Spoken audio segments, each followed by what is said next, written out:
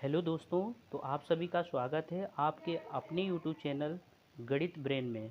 आज हमारी ये पहली क्लास है यूट्यूब पर और आज से हम ट्रिग्नोमेट्री शुरू करने वाले हैं। तो ट्रिग्नोमेट्री एक ऐसा टॉपिक होता है जो 10th क्लास में आपके यहाँ से क्वेश्चन करीब 6-7 नंबर का बनता है।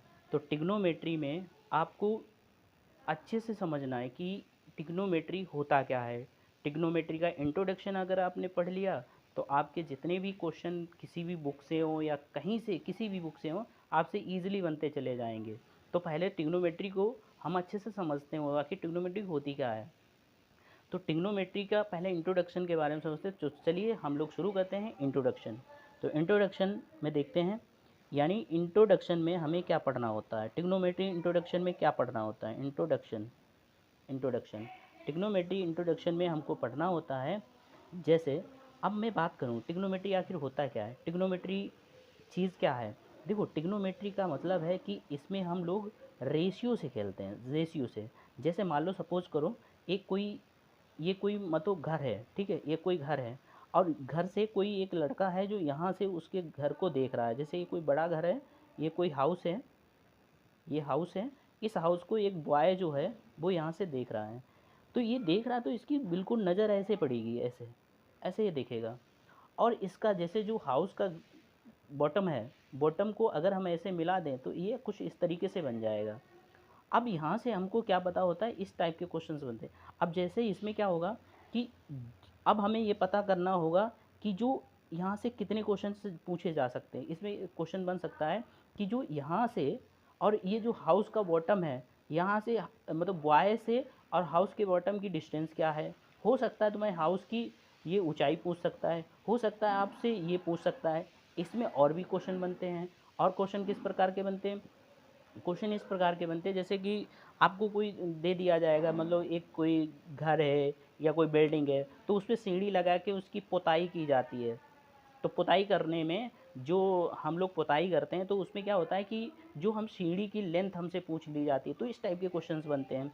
इंट्रोडक्शन में बस आप इतना समझ लो कि आपको इस ट्रिग्नोमेट्रिक मतलब जो आप ट्रिग्नोमेट्रिक फंक्शन होता है जो रेशियो वाला, यही चीज़ समझने वाले हैं। अब हम बात करते हैं ट्रिग्नोमेट्रिक रेशियो की बात करते हैं। किसकी बात करेंगे, ट्रिग्नोमेट्रिक रेशियो की बात, ट्रिग्नोमेट्रिक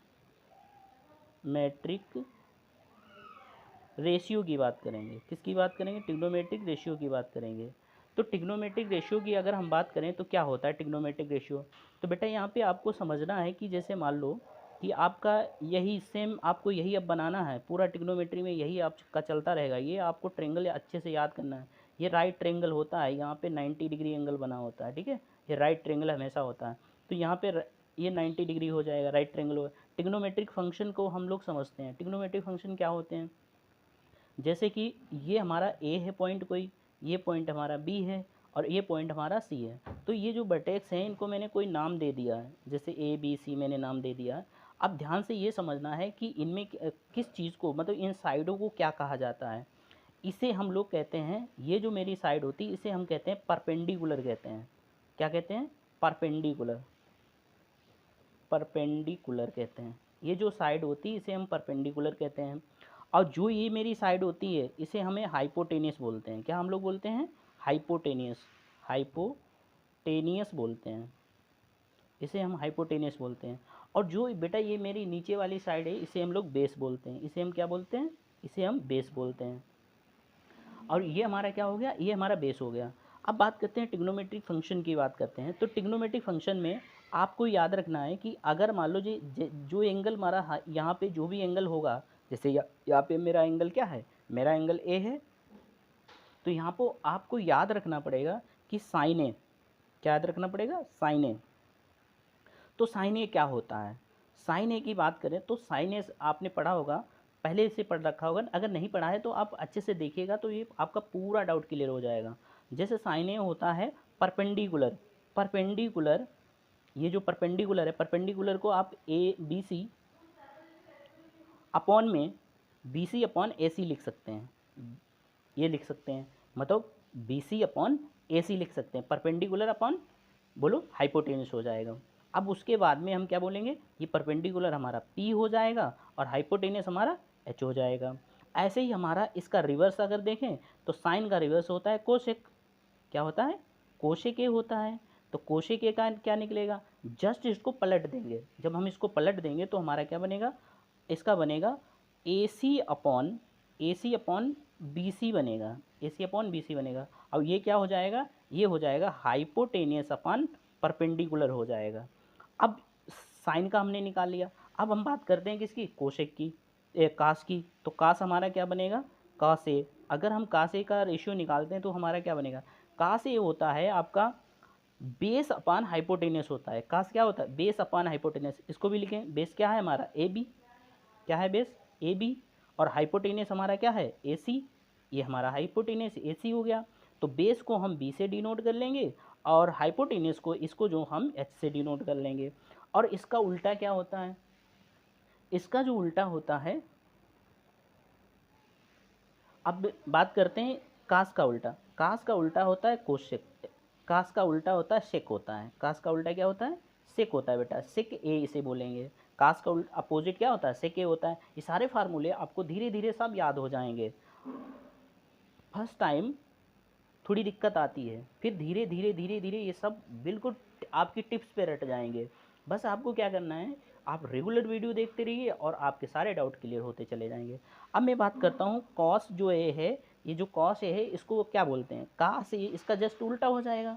अब उल्टा हो जाएगा तो ये क्या हो जाएगा, ये हो जाएगा बेटा ए, ये जो पलट जाएगा तो ये हमें बोलेंगे ए सी।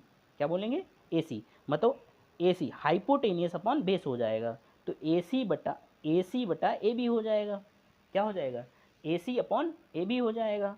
अब इक्वल में क्या हो जाएगा, इक्वल ए सी ये है और ये भी, तो यानी ये हम इसे एच अपान क्या बोल सकते हैं, एच अपान हम इसे एच अपॉन हम सी बोल देंगे, इसको एच अपॉन क्या बोलेंगे, एच अपॉन बी, क्योंकि हाइपोटेनियस अपॉन ये हो जाएगा।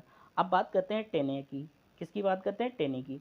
टेन ए जो हमारा क्या होता है, टेन ए की बात करें तो टेन ए क्या होता है, टेन ए होता है आपका परपेंडिकुलर अपान बेस होता है।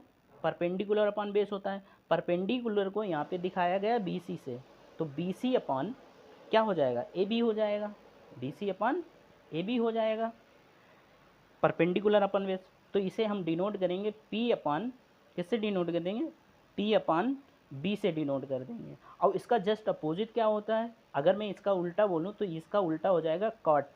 क्या हो जाएगा, कॉट ए। तो इसका उल्टा क्या हो जाएगा, कॉट ए। अब कॉट ए इसका उल्टा होता है तो ये उल्टा कॉट ए होता है, तो ए बी बटा क्या हो जाएगा, बोलो, ए बी बटा आपका बी सी हो जाएगा। ए बी बटा क्या हो जाएगा, बी सी हो जाएगा, जिसको हम बोलेंगे, क्या बोलेंगे, ये हम बोलेंगे हमारा हो जाएगा ए बी बटा बी सी हो गया। तो इसको हम बोल देंगे बेटा ये हमारा हो गया बेस अपॉन परपेंडिकुलर हो जाएगा। तो ये आपका ट्रिग्नोमेट्रिक रेशियो आपने निकालना सीख लिया। अब हम बढ़ते हैं अगले पेज पे और इसका जो एनसीईआरटी का पहला क्वेश्चन है हम उसे करके दिखाते हैं, तो किस टाइप से ये क्वेश्चन होंगे। अगर आपने इतना समझ लिया है तो ये मान के चलिए आप कुछ भी नहीं बोलेंगे। चलो थोड़ा और कर लेते हैं, क्योंकि जो चीज़ें यहाँ पे मैंने कराई हैं थोड़ा और रिकॉल करा देते हैं, आप इन्हें नोट डाउन करके लर्न कर लेना। तो थोड़ा और कर लेते हैं, जैसे कि अगर मैंने बात की साइन ए, साइन ए का उल्टा क्या होता है बताइए, साइन ए का बेटा उल्टा होता है आपका, साइन ए का उल्टा होता है कोसेक ए। साइन ए उल्टा क्या होता है, कोसेक ए।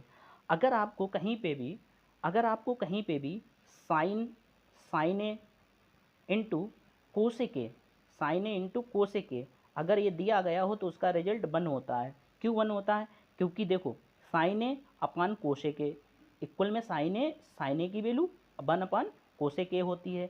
अगर ये दोनों इंटू में आ जाए तो इसका रिजल्ट 1 हो जाएगा। 1 कैसे हो जाएगा कि साइन ए और ये जो वैल्यू है इसको 1 अपान हम साइन ए बोल सकते हैं, मतलब साइन ए को 1 अपान साइन ए बोल सकते, कोसेक ए बोल सकते हैं, कोसेक से कोसेक कैंसिल आउट हो जाएगा, 1 आ जाएगा। ऐसे ही अगर आपके पास ये दिया जाए कि कॉस ए क्या कितना होता है, तो कॉस ए बेटा होता है 1 अपान सेक ए होता है। कॉस ए बराबर क्या होता है, 1 अपान सेक ए होता है। तो कॉस को जो हमारा कॉस ए है, तो कॉस ए इंटू सेक ए का रिजल्ट भी हमारा क्या होता है, इसका भी रिजल्ट 1 ही होता है, इसका भी रिजल्ट क्या होता है 1 होता है। बात करते हैं टेन ए की, अगर हम 10a की बात करें तो 10a की बात क्या हो जाएगी, 10a जो होता है 1/cot a होता है। 10a बराबर क्या होता है, 1/cot a होता है। जो 10a बराबर 1/cot a होता है तो इसको हम क्या कर सकते हैं, इसको हम बेटा लिख सकते हैं कि 10a इंटू कॉट ए।